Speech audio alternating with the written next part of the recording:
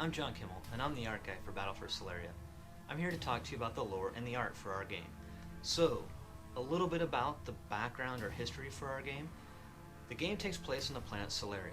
Sularia was this once vibrant mining planet, and there were various mining corporations on the planet. One of those corporations were the Jotun Corporation.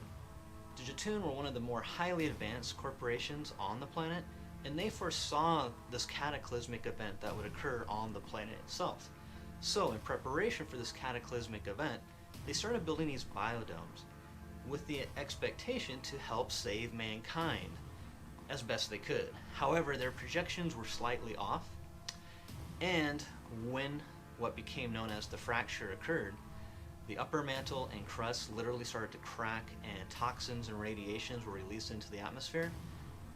Their projections being off meant that more humans survived than expected, and they weren't prepared for what would occur after they tried to save mankind. So essentially there was overpopulation, there was famine, disease, and the Jotun were admittedly concerned how they could survive as a whole.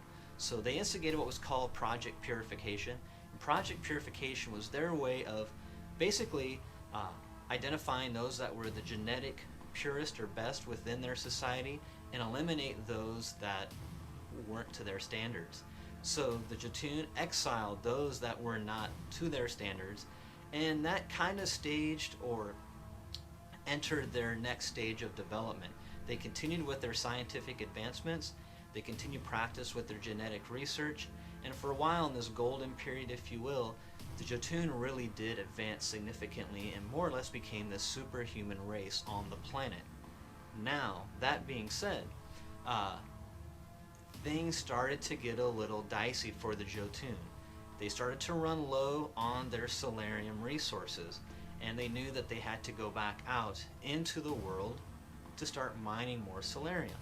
So they believed they were too good, right, to go out into the wild. There was concern there was still too much toxic radiation. They didn't want to damage themselves, so they activated their mining droids again to go out and start mining Solarium. That was great for a while. So they had their drones go out and they went to their known mining sites and started to mine their Solarium. However, they started coming back empty-handed. The drones were coming back without any Solarium. So the Jotun were like, we really have to figure out how can we get our drones, how can we get these mining robots essentially to discover Solarium on their own. Well, at this point, because they were so scientifically advanced, they created a program that helped their drones essentially identify almost like their own survival instincts of where they could find these resources, and ultimately led to self-awareness. So one of those very first, what became known as the Scythian that became self-aware was Animus Vox.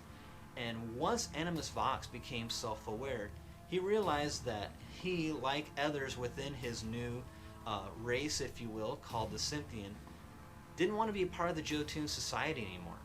So, surprisingly without conflict, Animus Vox took the Scythians and basically led them on an exodus from the biodomes from the Jotun. The Jotun were like, that's fine. You've now mined enough Solarium for us to survive on. We'll figure it out. Clearly we made you.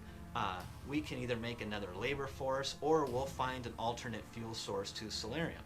So again, for a while the Jotun kind of continued on with their evolution, if you will. They made even some more scientific advancements, and for a while things were going just fine.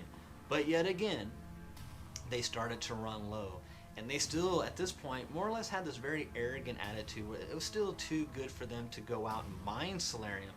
However, they believed that they would use the remaining resources they had left to essentially militarize themselves and go after the Scythian and take their stockpiles.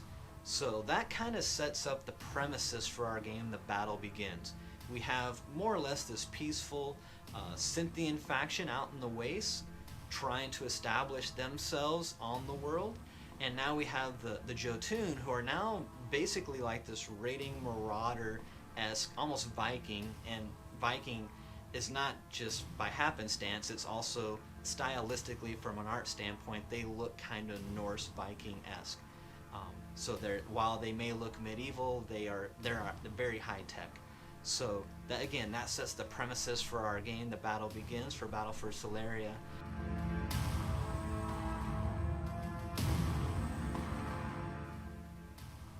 So I just spoke to you about the lore for the game. Now I want to talk to you a little bit more about the art.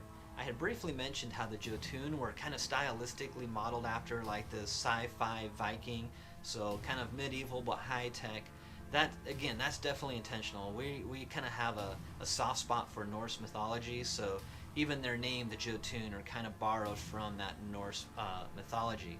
However, they did create the Scythians, so even though the Scythian were created by the Jotun, and some of maybe the earlier Scythian models may look somewhat related to the Jotun society, it's been a few hundred years now, about 400 years since they've parted ways, in which case our game is taking place now, and the Scythian have evolved themselves. So they now have a style all of their own.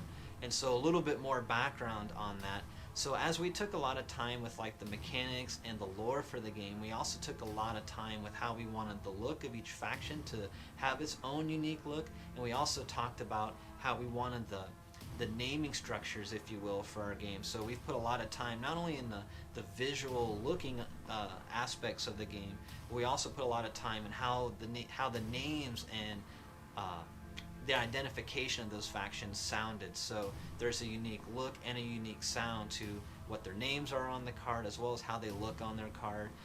You'll find that when you're looking at a Jotun card, they typically have this medieval quality, dramatic lighting, very sword and sorcerer kind of things. Even though they're high tech, they're wielding swords or shields or some sort of blade weapon. Some may have spears or javelins or lances. Some may be on horseback, some may not be. But it's very kind of medieval inspired. That won't be to say that in the future we might introduce other visual aspects, but this is the start for our game, so that's what you see for now. You'll notice that most of them have a winged element. That's also related to a mechanic that the Jotun favor. They're more of a flying combatant type faction, so that you'll notice that a lot of the Jotun have wings or things that can help them look like they're flying. That being said, the Scythian, they're a mining droid, right? So a lot of them have the ability to have this hidden characteristic. So you'll see their settings in darker environments, maybe in terrain, like they just came out of the ground maybe, or because they are miners, they were building something. At their very core, visually, they're builders. So while we'll have some combatants that look like they're definitely meant for military purposes or fighting purposes, a number of Scythian will have this labor-esque quality to them, which is a nice contrast. The Jotun, while artistically are very beautiful and rich and lush, they're a warrior faction, right? Where so they're destroying where the Scythian are building. So that's kind of this contrast that's playing off of those two factions. And yeah, that's really a good, I would say, glimpse into the look of the game, and I would say just keep watching as the game evolves.